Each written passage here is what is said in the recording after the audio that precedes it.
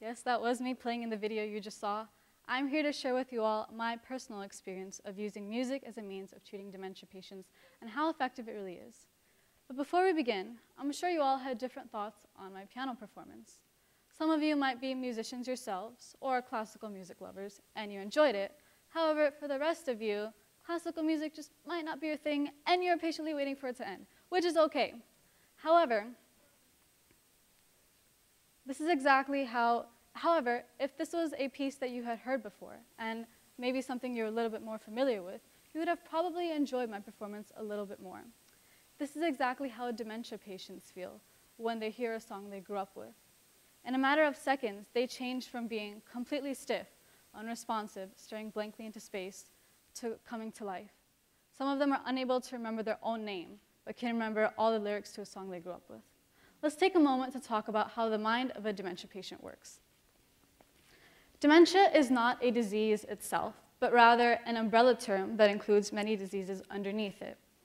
It's a very general term for the decline of mental abilities that interferes with a person's ability to perform everyday tasks. Some of the most common forms of dementia are Alzheimer's, and you can see some of the other forms on the screen behind me. One of the most damaging effects of dementia is the overwhelming death of nerve cells, which are known as neurons. It is the connections between these neurons that results in the formation of a memory, which is known as a synapse. So, as you can imagine, the death of neurons results in the destruction of synapses, which in turn results in an individual's inability to reform memories as well as recall previous ones.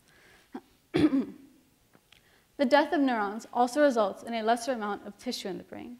And since the brain is made up of tissue, this causes the brain to literally shrink. Over here, you can see images of healthy brains compared to brains that are affected by Alzheimer's, and how when they're placed on top of each other, one is significantly smaller than the other. One of the main parts of the brain that is affected by dementia is the hippocampus. And since this part of the brain is directly involved in the formation of memories, you can imagine why memory loss is one of the first parts of the brain to be affected and one of the first symptoms to be detected in Alzheimer's. Another part of the brain that is first affected by Alzheimer's is the cortex.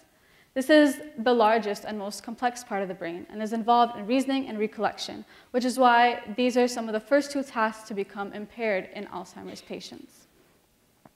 As the disease progresses, these two parts of the brain, along with several others, begin to shrink and shrivel up, which causes something that is known as ventricles, which are fluid-filled spaces.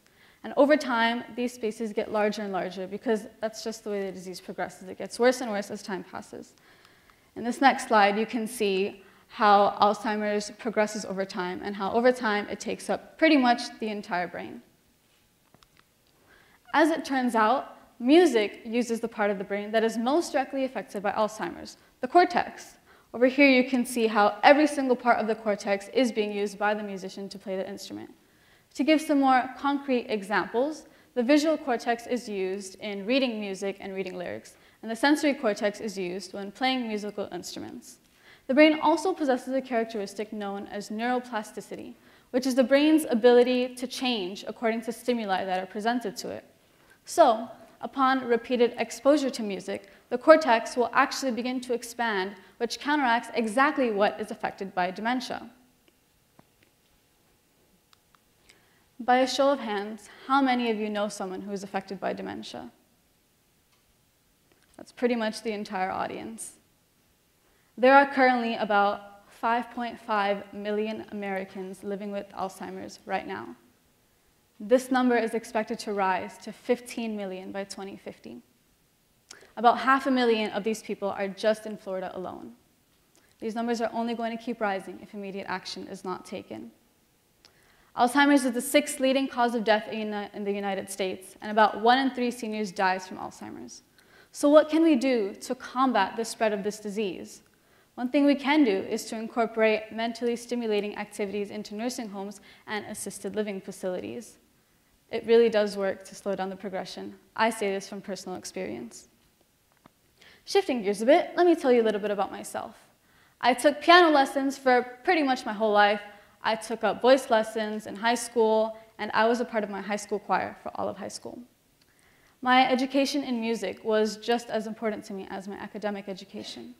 I wanted to pursue both of these alongside each other, and even auditioned for a few music schools, but decided to only focus on academics upon hearing about the Honors College. It was after I started my first semester here that I realized how important it was for me to have music in my life. I felt almost depressed and like an important part of me was missing. I considered transferring and seriously looked into other schools with the intentions of actually leaving this one. And while I do love it here at the Honors College, to my utmost frustration, I was unable to find any serious music-related activities to get involved with. This was until I came across an organization known as Mind and Melody. I learned that this organization used music to help dementia patients. I've been involved with them for a little bit over a year now and actually completed an internship with them this past summer in Miami. There's two things that stood out to me about this organization. The first was that it was started by 2 alumni who graduated from this school, and looking at where the organization is today, I found this very impressive. The second was that they did not just perform for their participants, which is what they referred to their dementia patients as. They actually created music lessons which they taught to them. They taught them concepts such as music theory, dynamics, tempo, rhythm, conducting, the list can go on and on. They even created a color-coded system which they used to teach their participants how to play the keyboards. And being a pianist myself, I really appreciated this. One instance in particular that stood out to me happened at a session in Boca. One of our participants was very stiff, unresponsive, and in his more severe stages of Alzheimer's. He had a very strong quiver in one of his hands that prevented him from holding simple objects. We found out that this individual used to be a professional violinist, but due to his Alzheimer's, he had completely stopped playing his instrument, just like many others. So we brought him a violin to see what would happen. With a little bit of encouragement, he picked up the violin and began to play a piece, flawlessly, without missing a single note. The quivers in his hand went away completely. You would think they didn't even exist. Some of our participants do not have the physical ability to actually respond. Instead, they might just smile. However, this is not just a smile. This smile is an indication that we were able to connect with each other through the powerful medium of music. It's through instances like this that I realize how therapeutic music can actually be, and that it's almost like its own unique form of medicine. Through our music sessions, we provide our participants with the mental stimulation they need in order to slow down the progression of their dementia. It's one thing for me to stand here and tell you about it, it's another thing for you to see it for yourself, which is why I have some videos to share with you all. The first video here is an example of the color-coded system that I mentioned earlier that we use to teach our participants how to play the keyboards.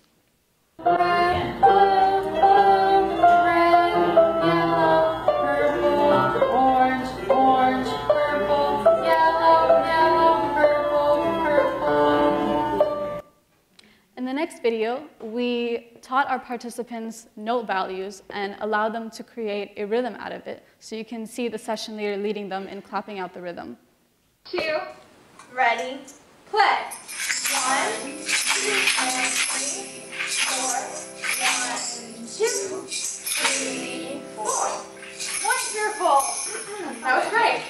The next video is on dynamics, and dynamics is how loud or soft a piece of music is. So when the session leader raises her hands, the participants get louder in volume. When she lowers her hands back down, they get softer in volume.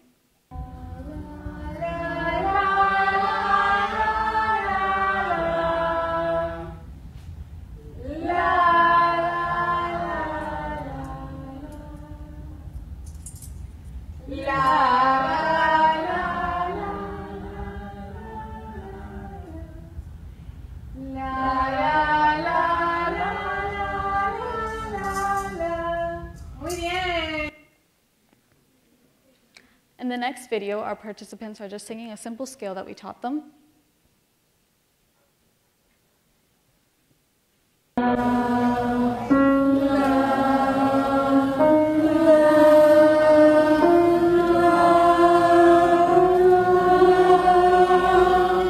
Exacto, it's a piano. The next set of videos are instrument demonstrations. And in instrument demonstrations, we like for our participants to experience different types of instruments from different cultures all around the world. So what you can see here is us showing our participants the drums. Very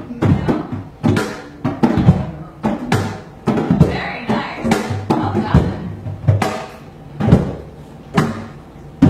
All right.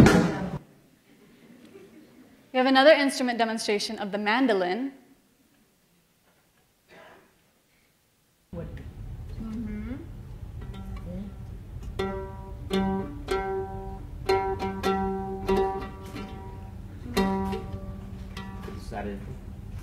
Puedes usar esto así, mira.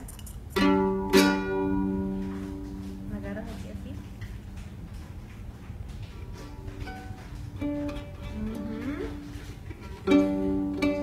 ¿Viste? Mejor.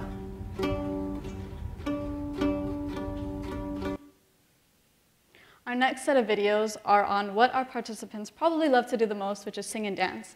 And the first video, I was actually there at the session. It's probably one of my favorite moments ever. We were about to leave, and one of our participants mentioned that Fly Me to the Moon was one of her favorite songs. We had to fulfill her request. We couldn't just leave without singing it for her. So we literally Googled chords and lyrics on the spot and sang it to her as we walked out. And the way she just instantly came to life is incredible.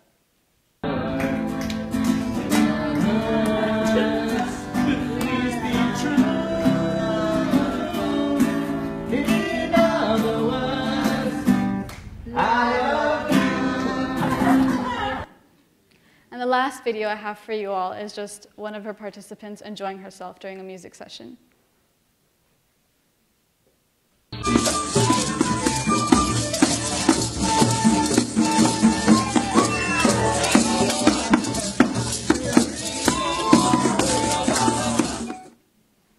There are 3 aspects to having a successful music session. The first one is to give our participants individualized attention, so they know that we're truly there for them and we really want them to understand the material we're presenting to them. The second aspect is to make the sessions as interactive as possible, to actually give our participants a baton while we were teaching them how to conduct, actually give them a keyboard so that they can play the song on the keyboard. And the last one is to have as much music as possible, because we're mind and melody, that's what we do. So one of our favorite ways to conclude our sessions is to sing a song with all of our participants and have everybody involved. Our participants will, of course, be singing because we'll choose a song that they're familiar with. They'll also be playing the simple instruments, such as the maracas and tambourines that we give to them at the beginning of our session. And we also have all of our volunteers involved. Everyone will be singing and everyone will be on their own respective instruments. So, to conclude my speech, I would like to do exactly just that, except there's a catch. We're not only going to be singing together, I would like to teach you guys a rhythm so you can keep beat as we make music on top of it. So, I'm going to teach you a beat. It consists of 4 parts. For the first part, you're just going to beat your chest. Okay. For the second part, you're going to snap.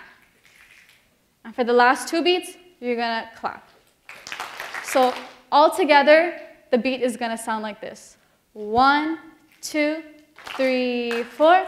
1, 2, 3, 4.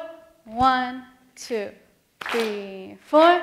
1, 2, 3, 4. Okay, good job. We're going to try it a little bit faster and keep going no matter what happens. Feel free to join in singing. Well, you should join in. So you're going to be doing 2 things. You're going to be keeping beat and you're also going to be singing with us. On the count of 4, everyone start doing the beat. 1, 2, 3, 4. 1, 2, 3, 4. 1, 2, 3, 4. 1, 2, 3, 4. 1, 2, 3, 4.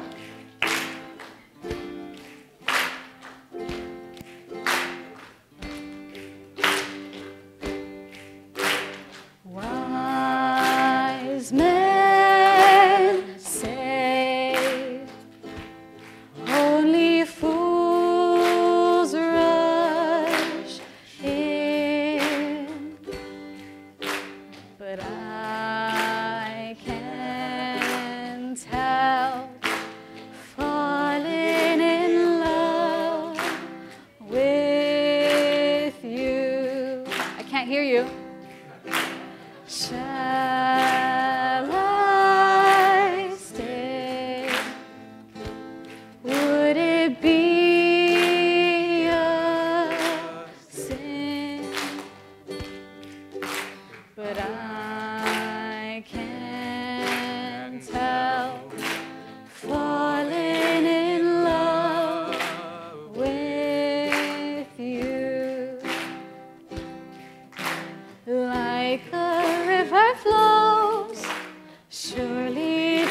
así, darling, soy